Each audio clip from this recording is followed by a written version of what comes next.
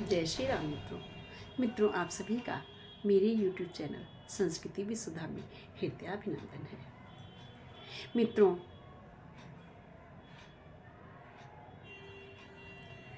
जैसा कि मैंने बताया कि सुलोचना की क्या स्थिति है, आइए जानते हैं सुलोचना की स्थिति। पूर्व की वीडियो में मैंने बताया कि तीसरे दिन के युद्ध में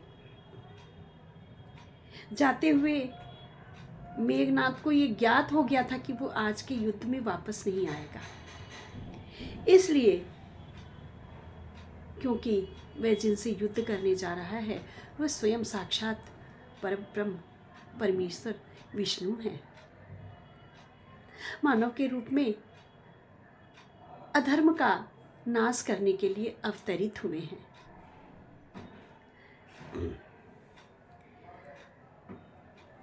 रावण तथा मंदोदरी से विदा लेने के पश्चात वह सुलोचना के पास गया है। सुलोचना ने उसकी आंखों में आंखें डाल करके उसे देखा है। सुलोचना को भी विदित हो गया है, लेकिन सुलोचना के नेत्रों में एक भी अश्रु नहीं आया है। सुलोचना जानती है कि मेरे पति को भी विदित हो गया है, मुझे भी विदित है, और अगर मैं रो पड़ी तो मेरा पति शक्तिहीन हो जाएगा, मेरा पति कमजोर पड़ जाएगा। इसलिए सुलोचना ने पति की आंखों में आंखें डाल करके बड़े गर्व के साथ उसे विदा किया है।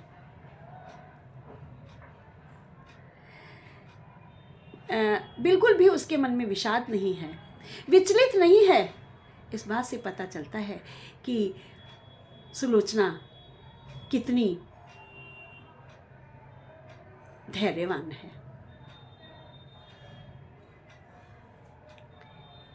जब विभीषण ने बताया कि मेघनाथ का मस्तिष्क पृथ्वी पर नहीं गिरना चाहिए, नहीं तो प्रलय आ जाएगी,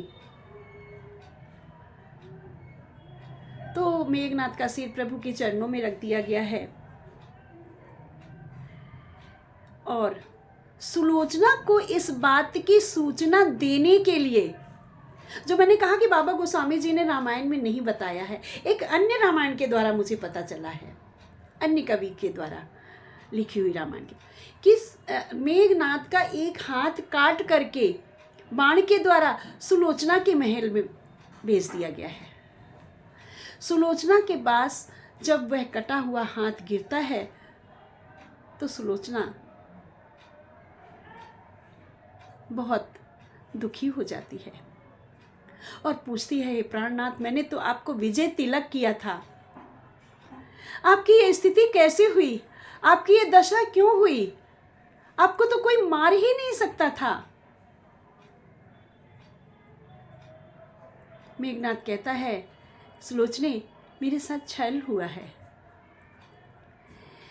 मेरा युद्ध राम से था, भार्या राम की हरी गई थी, लेकिन युद्ध लक्ष्मण के द्वारा करवाया गया है, मुझे कोई मार ही नहीं सकता था, एक ब्रह्मचर्य व्यक्ति ही मार सकता था, राम ने लक्ष्मण से मेरा वध करवाया है।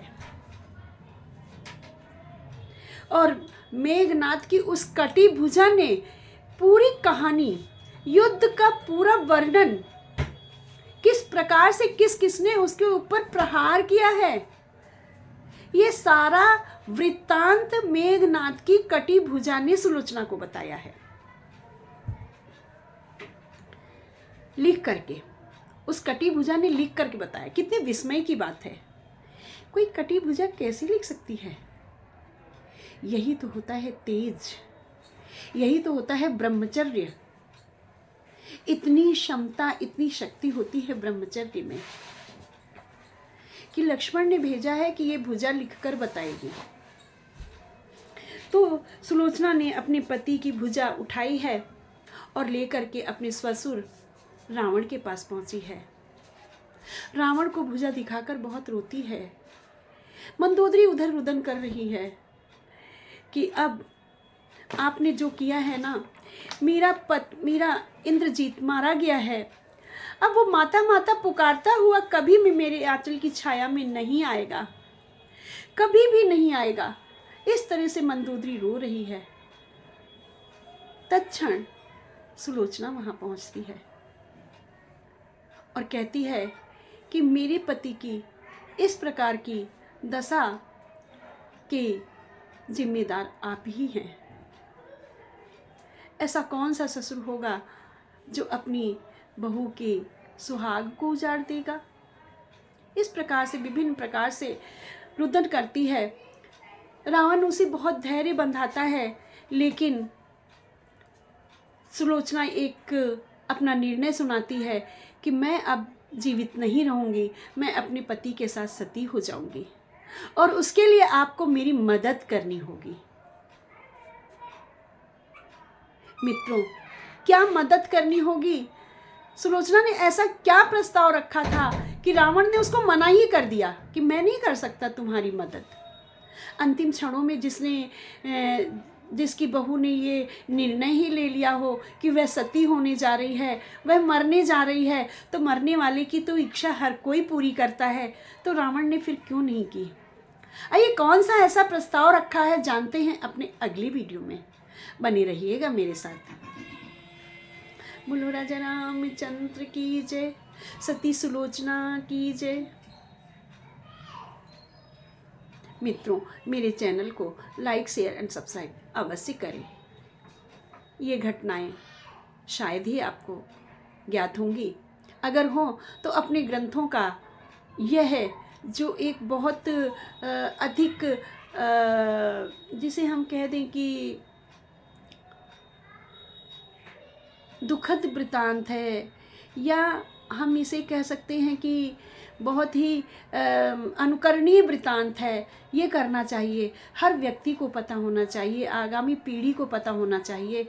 जरूर सुनाएं। एक पति व्रत धारण करना, पति के लिए सर्वस्व लुटा देना, पत्नी के लिए सर्वस्व लुटा देना, इन विचारों को युवा पीढ़ी तक पहुंचाना अत्यंत आवश्यक है। इसलिए मेरे चैनल को लाइक, शेयर एंड सब्सक्राइब अवश्य करें। बोलो राजा रामचंद्र की जय।